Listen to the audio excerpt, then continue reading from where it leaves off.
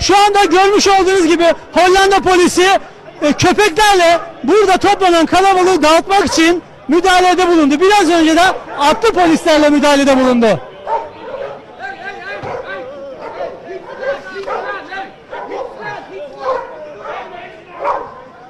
Şu anda Hollanda polisi fiziki olarak müdahalede bulunuyor.